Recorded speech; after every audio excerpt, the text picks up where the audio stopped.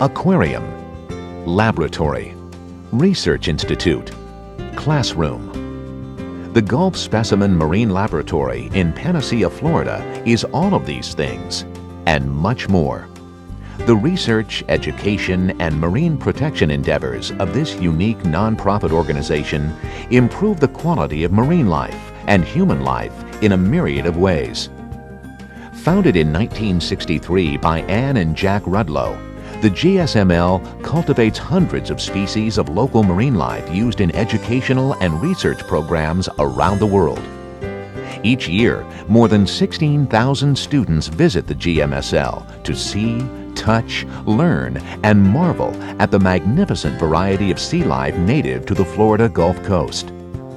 Since the 1970s, the GSML has been active in protecting coastal wetlands, sea turtles, marine resources, and public lands. The GSML has been a key source for human medicines derived from ocean life forms. Since 1968, the GMSL has supplied hundreds of marine specimens to researchers at the National Cancer Institute. Well, for over 30 years now, we've been working with the National Cancer Institute. Back in 1968, I went on the Today Show with my first book, The Sea Brings Forth, and had a bunch of sea creatures there. The director of the National Cancer Institute happened to be watching that thing, said, gee, we want to start testing creatures out of the sea. And one of the first 10 items that we sent them turned out to be this Bugula naratina, the bryozoan, which has led to the discovery of bryostatin, which is now in its finished its clinical testing and has now been approved by FDA for certain types of cancers.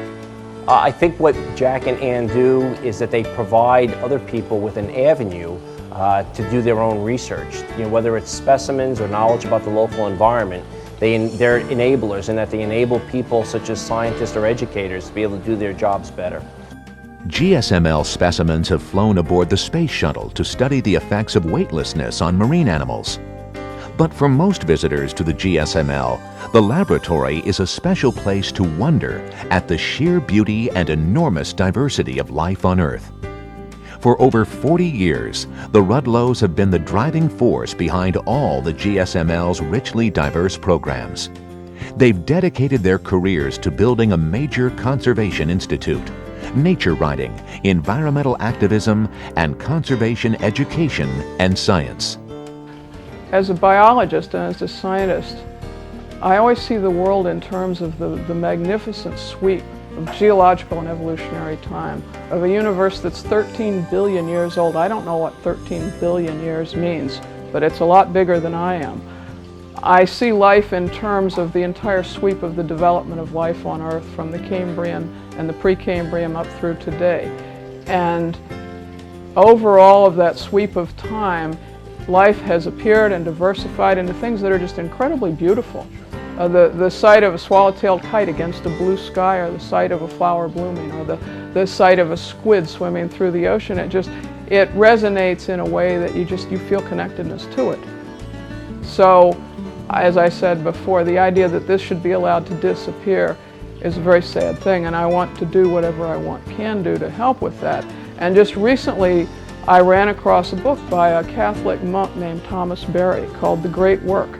And Father Thomas Berry says that we all have some great work to do with our lives, and it's up to us to find out what that work is.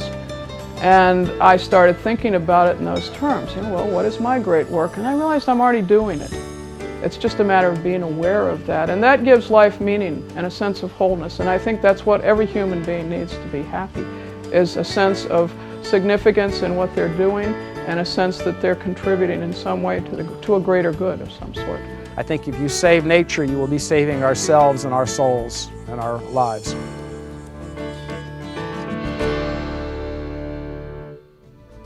It is with great pleasure that we at Chevron Texaco honor our 2004 Environmental Heroes. We are inspired by the vision, hard work, and persistence demonstrated by each of our honorees toward making a meaningful difference in the world we share. Through their ability to work effectively with diverse organizations, to achieve consensus, and to develop practical ways to meet difficult environmental challenges, they have succeeded in making our world a better place. now and for the future.